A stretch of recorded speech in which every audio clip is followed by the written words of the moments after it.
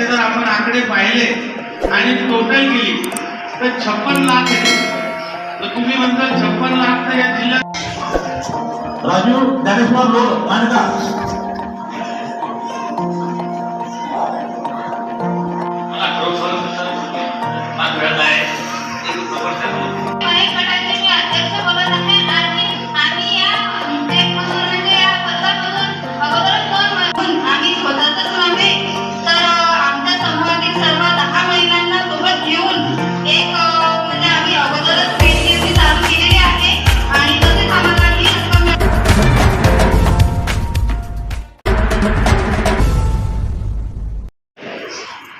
मंच पर उपस्थित पार्टी के हमारे जिलाध्यक्ष, पार्टी के सभी वरिष्ठ नेतागण और मेरे सामने उपस्थित भाई और बहन, सबसे पहले तो आज यहाँ आने पर और मंच पर धनगर समाज के हमारे समाज के भाइयों ने जो स्वागत और अभिनंदन किया, मैं हृदय से उनका धन्यवाद देता हूं। मैं इस बात का भी धन्यवाद देता हूं कि बड़ी संख्या में हमारी बहनें यहाँ पर हैं, हमारे किसान भाई यहाँ पर हैं और केंद्र सरकार की जो योजनाएं हैं वो इस बात की आश्वस्ति है कि आप सब तक योजनाएं न केवल पहुंची है, बल्कि मैं इस बात के लिए भी आपका आभारी हूं कि उन योजनाओं का जो मैं धन्यवाद पत्र प्रधानमंत्री जी के लिए लेके जा रहा हूं, उसके लिए भी मैं आपका धन्यवाद करता हूं।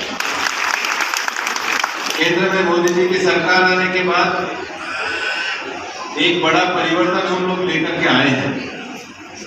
पहले की जो सरकारें होती थी, योजनाएं शुरू होती थी, लेकिन जमीन तक नहीं पहुंचा करती। अभी मैं देख रहा हूं, प्रधानमंत्री आवास योजना हो, हमारे महिला बचत गटों को उनकी राशि मिलने का विषय हो, प्रधानमंत्री सॉइल हेल्थ कार्ड का विषय हो, प्रधानमंत्री आवास योजना का विषय हो, प्रधानमंत्री उज्ज्वला योजना हो, प्रधानमंत्री कृषि मानधन योजना हो, ये सारी योजनाएं आज आप तक पहुंची। आप ये मान के चलिए कि प्रधानमंत्री नरेंद्र मोदी जी की सरकार है जिसमें लास्ट माइल डिलीवरी और टारगेटेड डिलीवरी एक समय के अंदर है।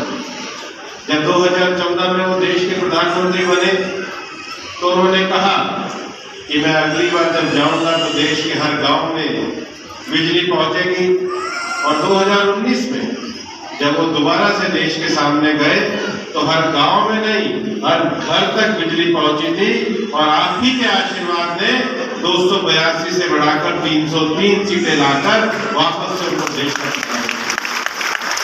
सदी का सबसे बड़ा संकट हमने देखा, कोविड का संकट। इतनी बड़ी महामारी जिससे दुनिया के सारे देश पूरे तरीके से घबराए हुए थे कि इसका उपाय क्या है।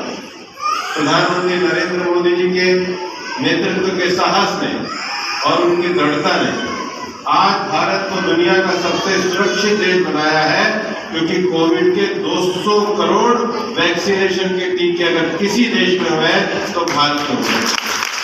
हमने भी सबने टीके लगा लिए होंगे, जरा हाथ खड़े करना, एक बार आपने सबका देखें। ये इस बात को दर्शाता है कि प्रधानमंत्री जी ने कोविड जैसी महामारी के लिए न केवल सबके टीके लगे, वो टीके भारत में बन करके लगे। दुनिया के कई देशों आज भारत में वैक्सीनेशन सप्लाई करा। मैं इसलिए कहना चाहता हूं कि कोई दृढ़ निश्चय नेतृत्व होता है, संकल्प वाला नेतृत्व होता है, जो अपनी प्रजा की इतनी बड़ी सुरक्षा करते हुए देश को आगे बढ़ाने की बात करते हैं। कोविड के समय में जब हमारा रोजगार बंद था तो महिलाओं के खाते में प्रधानमंत्री जी के द्वारा, केंद्र के द्वारा सब लोगों के खाते में राशि खासकर महिलाओं के खाते में गई, और उसके बावजूद भी देश में हमने गरीबों के लिए प्रधानमंत्री गरीब कल्याण योजना चलाई। राशन का पूरा अनाज अभी भी जब तक संकट खत्म नहीं हुआ सबके पास लगातार जाता है, जो इस बात को दर्शाता है कि देश में एक गरीब कल्याणकारी सरकार है।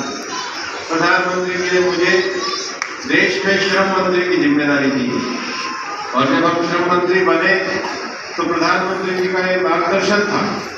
उनका ये कहना था कि देश में जो हमारे संगठित क्षेत्रों में काम करते हैं, जिन लोगों की नौकरी लग जाती है, उनकी नौकरी से एक ही चीज लोगों को लगती है कि नौकरी लग गई तो कभी काम करना बंद करेंगे तो इनकी पेंशन आती रहेगी।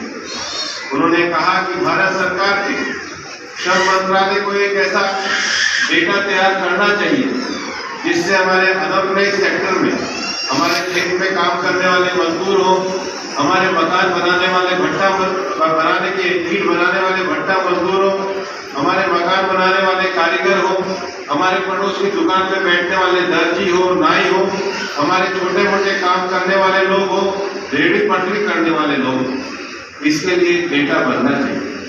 और मैं आपको ये कहना चाहता हूँ कि प्रधानमंत्री नरेंद्र मोदी जी के नेतृत्व और मार्गदर्शन में भारत सरकार के श्रम मंत्रालय ने 8 महीने के अंदर ही 29 करोड़ हमारे असंगठित क्षेत्र के मजदूरों का रजिस्ट्रेशन ई श्रम पोर्टल के अंतर्गत कराया।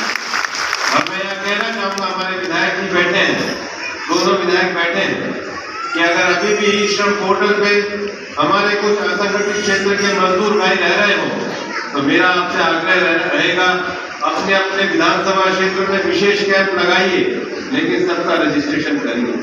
जिनका भी रजिस्ट्रेशन है उनको एक्सीडेंट और बाकी बीमा के लिए सरकार के द्वारा एक मुफ्त बीमा योजना भी दी जाए। और इसके साथ ही साथ प्रधानमंत्री जी के द्वारा असंगठित क्षेत्र में प्रधानमंत्री श्रम योगी मानधन योजना है। अगर अभी आप केवल थोड़ा सा राशि अगर 40 साल की उम्र तक जमा कराएंगे तो जब 60 साल की उम्र के होंगे आपको जीवन पर्यंत एक पेंशन की राशि मिलने वाली है।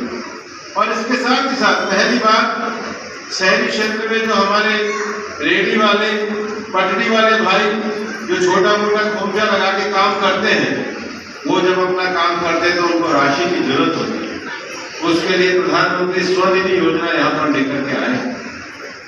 ये सब योजनाएं आज भारत सरकार की 40 के करीब योजनाएं हैं। कुछ योजनाओं के द्वारा हमारे जीवन में परिवर्तन आया है, चाहे अनाज वितरण की योजना हो, चाहे उज्ज्वला पहुंचाने का विषय हो, चाहे बिजली पहुंचाने का विषय हो। कुछ योजना हमारे जीवन के साथ जुड़ी हुई है। प्रधानमंत्री के द्वारा जिस प्रकार कोविड का वैक्सीनेशन कराया गया, वैसे ही गरीब लोगों के लिए प्रधानमंत्री आयुष्मान योजना में 5 लाख रुपए का एक हेल्थ का आपको एक कार्ड प्रदान किया गया। अगर कोई भी बीमारी आएगी तो 5 लाख रुपए का खर्चा सरकार के द्वारा किया जाएगा।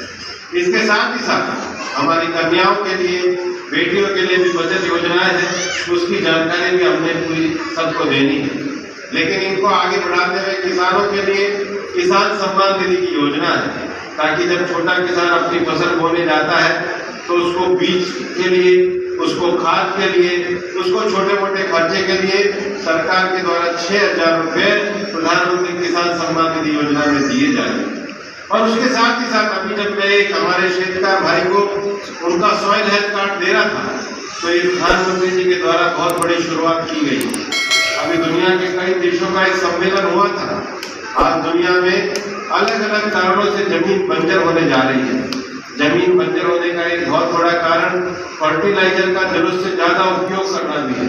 और इसलिए अगर अपने को अपनी जमीन की ताकत पता होगी, अपने